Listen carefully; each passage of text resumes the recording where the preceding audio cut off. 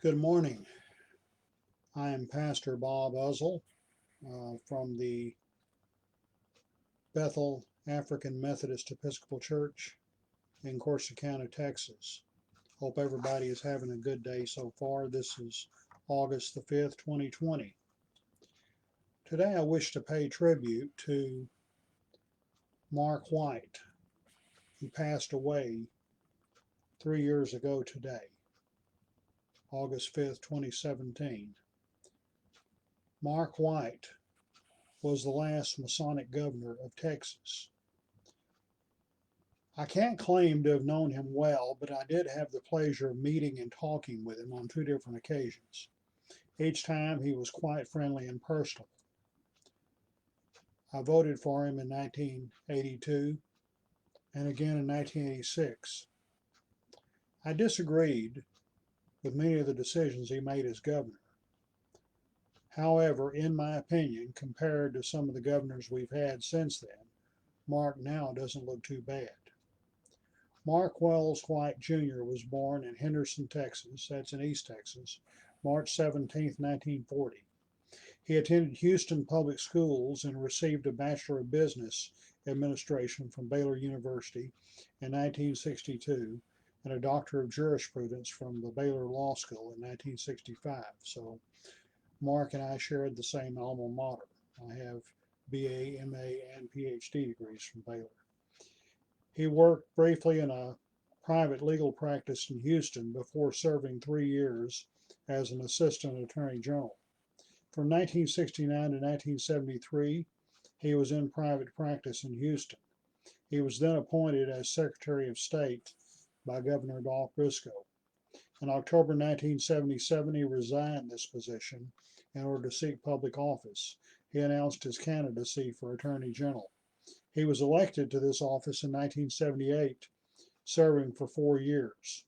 Then in 1982, he defeated incumbent Bill Clements, who was the first Republican governor in Texas since Reconstruction. He served as governor from January 18, 1983 to January 20th, 1987. Texas, through much of its history, was a Democratic state. That's not the way it is now. But Edmund J. Davis was the first Republican to serve as governor of Texas, and that was back during Reconstruction after the Civil War. I think he went out of office in 1973, so it was over 100 years before another Republican would gain the State House. In the election of 1978 in the Democratic primary, Attorney General John Hill defeated incumbent Governor Dolph Briscoe. And Hill, it appears, was overconfident. Traditionally, if you won the Democratic primary, you won the general election. But that wasn't the case at this time. John Hill was defeated by Dolph Briscoe. Briscoe, however, did not have any, John Hill was defeated by Bill Clements. Clements didn't have any coattails. The Democrats held on to all the other statewide elected offices. And I remember Bill Hobby was the lieutenant governor at the time, and he made the comment about 1978 be a year of change. He said this year Democrats lost the governorship in Texas, but the Italians also lost the Vatican. It was that year that Karol Wojtyła, a cardinal from Poland, was elected Pope. He became known as John Paul II, and he was the first non-Italian to serve in the Vatican in nearly 500 years. So that was definitely a year of change. Well, 1982, Mark White defeated Bill Clements. November 2nd, 1982 was election day. At that time, I was living in Kaufman, Texas, where I was serving as pastor of Macedonia AME Church, and I was working at Terrell State Hospital, a psychiatric facility 12 miles away. It was a state holiday in which I didn't have to work. And I was off that day, election day, and my wife went to work, and our son was 17 months old at the time. And I had one of those 24-hour viruses. Most everybody's had one of those at one time or another. You're sick as a dog for 24 hours, but the next day you're able to go back to work and resume your normal activities. And when I was determined I was going to exercise my civic duty, it was very strenuous for me to get my son dressed and take him 2 doors down to the babysitter. I finally achieved that task, though. Then I went to the polls and voted. I came home, went back to bed, spent the rest of the day sleeping, reading, and watching election returns. Democrats won all statewide offices in Texas on November 2nd, 1982. That's something that has not happened since then. And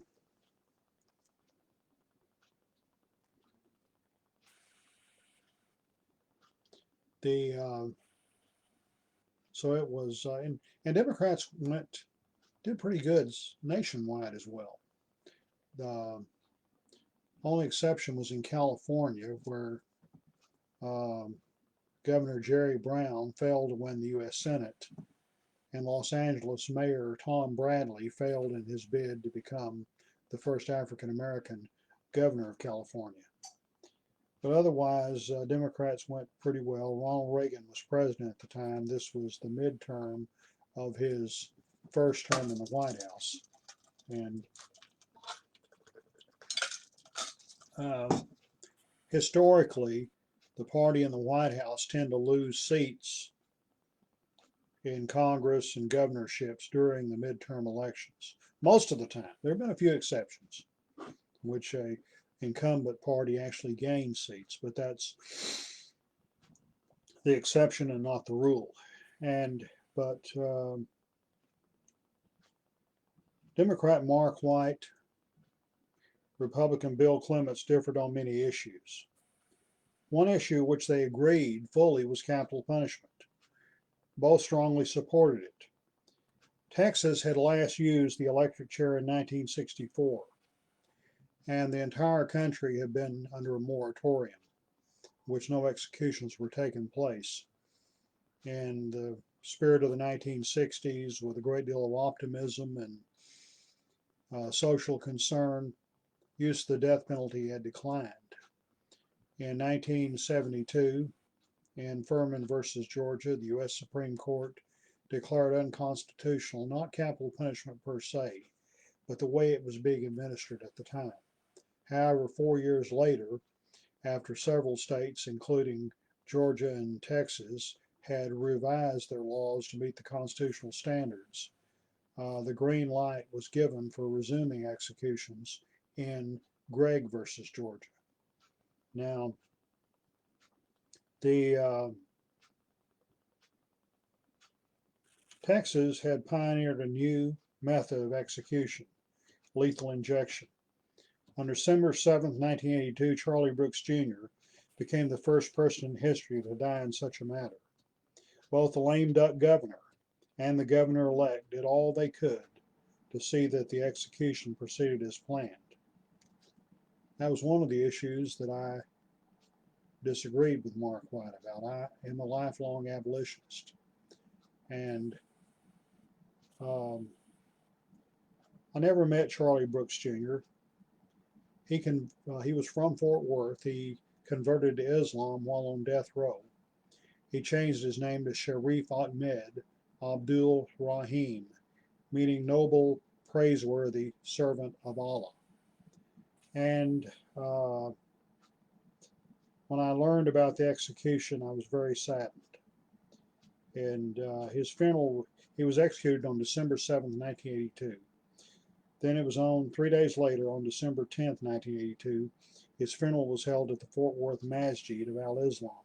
Charlie had never worshipped there because he was not a Muslim while he was running the streets. It was only after he was in prison that he embraced this religion. The eulogy was delivered by a friend of mine, Imam Shakir Muki, who was kind enough to allow me to make remarks uh, at the service, and I met the Brooks family for the first time. We may remain close to the present day. And my name was in the Dallas Times Herald the next day. And I visited, met them at the graveside at Cedar Hill Cemetery in Kennendale, which is right outside of Arlington. And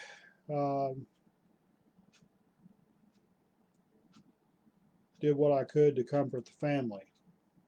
At the graveside, I met a man named Charles DeWitt, a 33rd degree Prince Hall Freemason and past potentate of Magi Shrine Temple, number 45 in Fort Worth.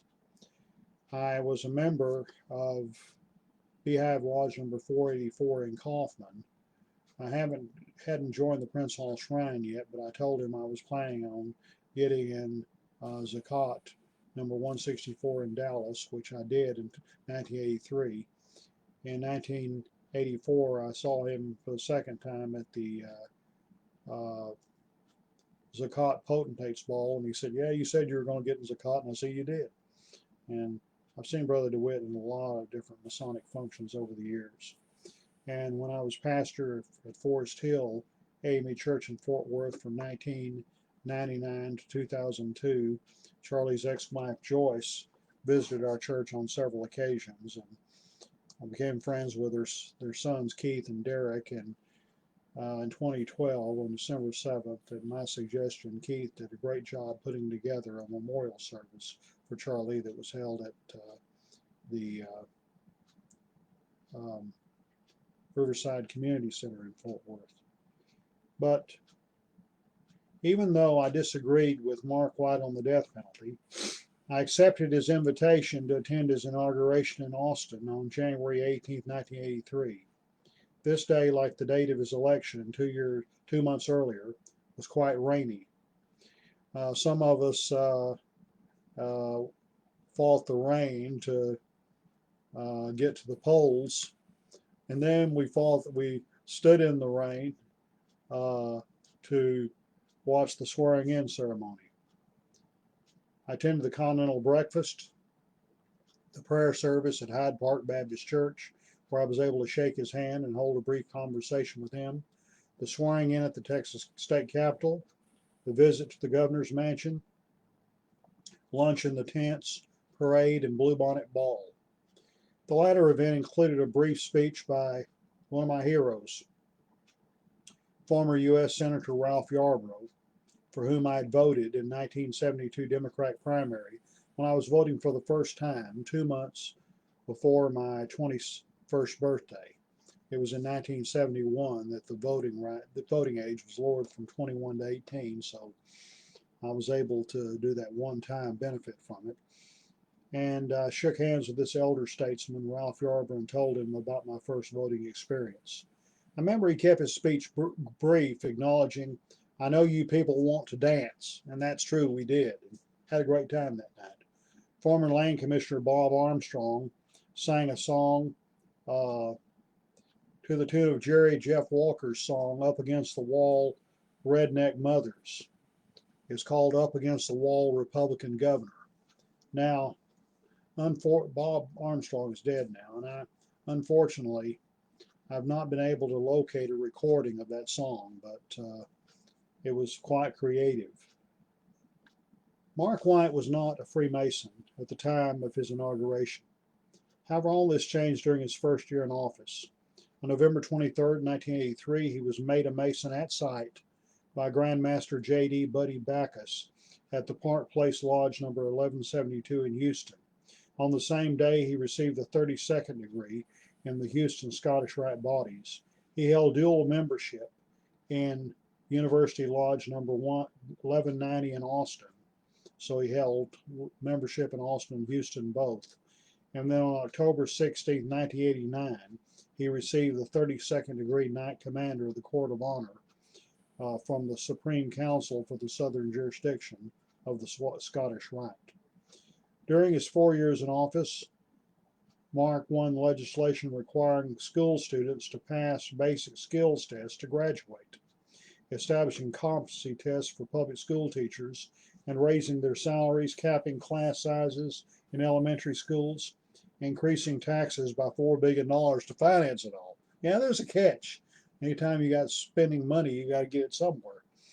He may be best known for no pass, no play, which, even though it's been modified, it still exists, requires students in Texas public schools to pass all their courses before they can participate in sports. Um, in Texas, high school and college football are deeply ingrained in the culture, and a legal challenge reached the Supreme Court of Texas that upheld the law. And Mark White defended it, saying Americans did not get to the moon on the quarterback sneak. When he took office, it was observed that Mark White was the first governor in anyone's recollection who had school-age children. He and his wife, Linda Gale, had 2 sons and a daughter. No doubt they had adequate resources to provide their children with transportation to and from school. Unfortunately, not every family in Texas owns 2 automobiles. Not every family has a flexible work schedule so they can get their kids to and from school. For the past 40 years, I have been speaking out against the policy that limits funding of school bus service to those who live 2 miles or more from the school. When he took office, this law was in place. When he left office, it was still in place. Apparently, none of the $4 billion in educational appropriations was earmarked for transportation. And if he ever addressed this critical issue, I never heard about it. During my employment at Terrell State Hospital, I became active in the Texas State Employees Union, which is a subsidiary of Communication Workers of America, which is affiliated with the American Federation of Labor Congress of Industrial Organizations. Another major interest I have is labor history, about unions, and it's maybe I'll do another video about that sometime, but they're fascinating. And on April 18, 1985, I rode a bus from Terrell to Austin for Lobby Day. And this was a very enjoyable event. We stopped at the AFL-CIO headquarters and saw pictures on the wall of history of Texas labor. That's when I first learned about the Knights of Labor, and I strongly suspected a Masonic connection, and research confirmed what I suspected, and I wrote an article about that several years later. But we marched from the state capitol calling for a pay raise and other benefits for state workers. That was a fun day. While in the building, I went to the governor's office. I knew I would not get a personal audience with him, so I didn't even try. However, I handed a letter for him to a member of his staff standing in the hall. This letter related to recent change in policy by the Terrell State Hospital Credit Union. This organization had raised their minimum deposit with no advance notice to the members, and that interfered with my saving money to pay my wife's creation fee to Zagat Court number 133, the auxiliary to the ancient Egyptian Arabic Order of the Nobles of the Mystic Shrine. And in the letter I explained about the injustice that I had received. And on June 2nd, 1985, I preached at the annual Jubilee Day held by Zakat Temple and Court, and also Magi Temple and Court in Fort Worth. This was at Smith Chapel AME Church in Dallas. And this event is held on the Sunday closest to June 3rd to commemorate the 1929 vindication of Prince Hall Shrindom before the U.S. Supreme Court. And back in June, on June 3rd of this year, I posted a video regarding Jubilee Day. And on the following day, the actual Jubilee Day, I got a letter in the mail from Mark White's Assistant General Counsel. And please be advised, the credit union is an independently chartered agency over which the governor has no direct jurisdiction. I see by the copies of letters you've sent that you've already corresponded with them and also the State Credit Commission. I regret we cannot be of assistance to you in this matter. However, I hope that you will understand the governor only has jurisdiction to intervene in matters which are clearly stated in the statutes. We trust that you will be able to receive assistance and satisfaction from another source. He didn't suggest what that source might be, and to this day I haven't found such a source. But I was disappointed in the response, but I can't say I'm surprised. To be fair, I must say that it's probable, quite highly probable, that the letter never reached the governor's desk. And then it was later that same month, June 25th, 1985, the state of Texas executed Charles Milton, the eighth person to die by lethal injection in Texas. Like Charlie Brooks Jr., Charles Milton was from Fort Worth and had converted to Islam while on death row. He adopted the Muslim name of Hakim Sabur Rahim. His brother-in-law, Reverend Joseph Smith, said, "We're still giving him a chance, hoping Governor White will come through. His life is in Governor White's hands." Reverend Smith was an eyewitness to the execution, quoting the 23rd Psalm when Charles asked him for something to take with him. On June 27, 1985, I traveled to Huntsville with the Smith family for funeral and graveside services. Afterward, I had dinner with other relatives at a local restaurant. There I saw a black man wearing a scimitar and crescent on his lapel, as I was. I introduced myself to him and learned that he was Seymour Pullum Sr., a Prince Hall Shriner from DeQuincy, Louisiana, who is returning from the National NAACP convention in Dallas. He told me he had stayed at the home of a relative in Fort Worth, and this relative worked for U.S. District Judge Eldon Mahon, who had refused to issue a stay of execution for Charles Milton. He also reported that Governor Mark White had spoken at the convention declaring that everyone should be a member of the NAACP. Apparently, the governor at the time saw no contradiction in putting people to death and advocating human rights. By the way, Brother Pullum, 6 months later, we had a telephone conversation. I mailed to him copies of my writings. I regret that I didn't stay in touch with him over the years. I found out he passed away in 1993. I've recently written a tribute to him that should be published soon in the Flaxus magazine. He was the first African American railroad engineer with the Missouri Pacific, later Union Pacific. He engineered a train from DeQuincy to Houston. And from what his daughter and others have told me, he was an outstanding individual, and I regret I didn't know him better. But divine providence, placed Brother Pullum and I at the same restaurant on that occasion on June 27, 1985. Then the following year, former Governor Bill Clements won a rematch against Mark White. A lot of things were going on at the time. Crude oil prices were dropping. You heard stuff on the news all the time about the drop in oil prices and how it was affected the Texas economy. And so, Bill Clements had made his millions in oil, and so you got an oil crisis. You elect an oil man governor. Well, to me, that doesn't make much sense, but that's what happened. And after that, Mark returned to his private law practice in Houston. On December 7, 1988, the 6th anniversary of the execution of Charlie Brooks Jr., I met him a second time at a memorial service in Miller Chapel in the Tibble Bible Building at Baylor, where I was then pursuing PhD studies. And at this memorial service, we shook hands and talked a little bit. I told him I'd attended his inauguration, and he recalled how rainy it was that day. None of us will forget that. But both times I met him in 83 and 88, he was always very personable, very friendly, and very much approachable. And then in 1990, he tried unsuccessfully to return to the governor's office. In the Democratic primary, he ran against Attorney General Jim Maddox and State Treasurer Ann Richards. And in a televised debate, a number of issues were discussed, including the death penalty. Jim succeeded Mark as Attorney General when Mark became governor in 1983 and bragged about having been responsible for all these executions, whereas Mark had only had one. That was Charlie Brooks, but Mark was saying that the governor had more to do than that to the attorney general.